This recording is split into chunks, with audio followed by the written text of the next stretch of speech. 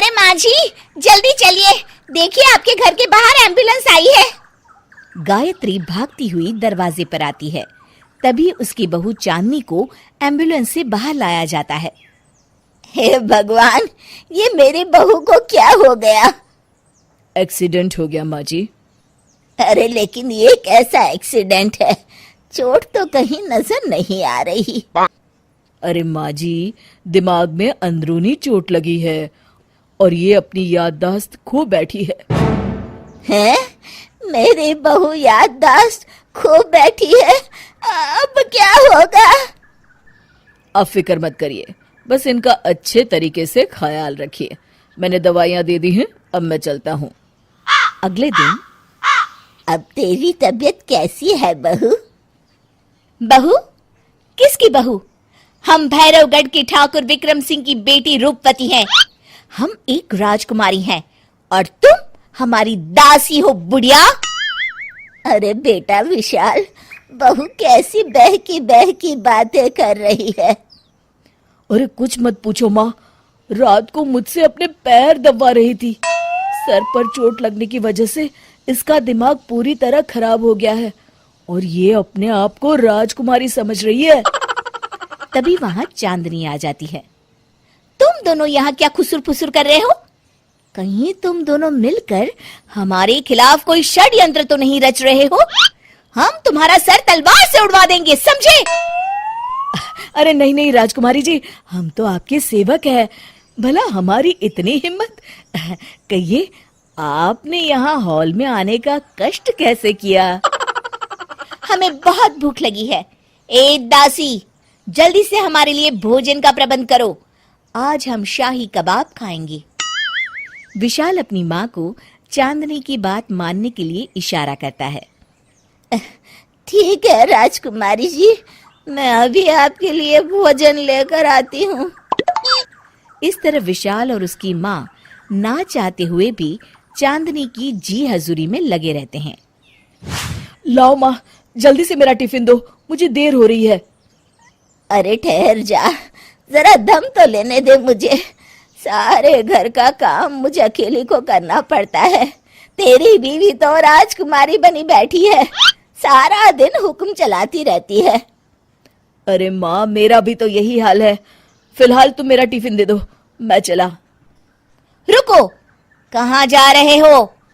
अरे मर गया रे, ये कहाँ से आ धमकी? आज हमारा जुहू चौपाटी घूमने का मूड है और हमें अपने लिए नई साड़ियाँ भी खरीदनी है। चलो जल्दी से अपना वाहन निकालो और हमें ले चलो। अरे अब तो मैं गया काम से। अगर आज मैं वक्त पे ऑफिस नहीं पहुंचा तो मेरा बॉस मुझे नौकरी से निकाल देगा। मरता क्या न करता। आखिरकार विशाल चांदनी को घुमाने ले जाता है और चांदनी अपने लिए ढेर सारी शॉपिंग भी करती है। ए दासी, टीवी पर कपिल शर्मा के आने का समय हो गया है, जल्दी से टीवी शुरू करो।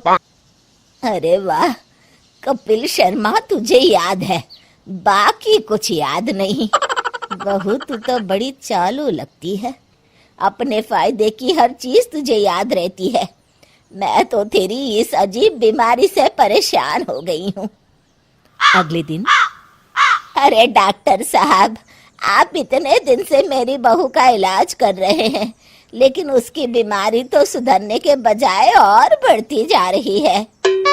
अरे माँ जी, ये दिमागी बीमारी है। बेचारी की याददाश्त चली गई है, वापस आने में थोड़ा वक्त तो लगेगा ही ना। गायत्री डॉक्टर से बात कर ही रही होती है कि तभी उसकी पुरानी सहेली शीला वहां आ जाती है। शीला को देख अचानक डॉक्टर घबरा जाते हैं। अच्छा माँ जी, मुझे एक मरीज को अर्जेंट देखने जाना है, मैं चलता हूँ। ये कौन था? अरे अब क्या बताऊं शीला, एक एक्सीडेंट भी मेरी बहू की याददाश्त चली गई है। ये डॉक्टर उसका इलाज कर रहा है। ये डॉक्टर कब से बन गया? अरे ये तो चमन पान वाले का लड़का है, सारा दिन नौटंकी करता रहता है। अच्छा तो ये बात है, अब मैं समझी। मेरी बहू और ये पान वाले का लड़का दोनों मिलकर मुझे बेवकूफ बना रहे थे। चल तू मेरे साथ। गायत्री शीला को एक बड़ा सा डंडा हाथ में देकर अपनी बहू चांदनी के कमरे में ले जाती है। बहू, ये मेरी सहेली है, एक डॉक्टर है। इसने तेरे जैसे न जाने कितनों का इलाज 2 मिनट में कर दिया है। इसका कहना है कि सर पर जहाँ चोट लगी हो, अगर उसी जगह दोबारा किसी बड़े डंडे से जोर से मारा जाए तो मरीज की याददाश्त वापस आ जाती है। देख, हम डंडा भी लाए हैं। अपनी सास की बातें सुनकर और हाथ में बड़ा डंडा देख चांदनी घबरा जाती है। अरे बाप रे, मैं तो फंस गई।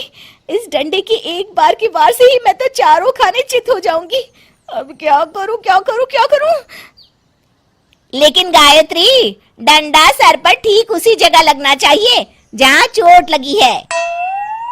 अरे तू चिंता मत कर, 2-4 बार मारूंगी तो एक बार तो सही जगह लग ही जाएगा ना। चल बहू, तैयार हो जा। अरे नहीं नहीं माँ जी, मुझे मत मारिए। दरअसल घर के काम करने से बचने के लिए मैंने ये सब नाटक किया था। मुझे माफ कर दीजिए, मैं कान पकड़ती हूँ। दोबारा ऐसी गलती कभी नहीं करूंगी।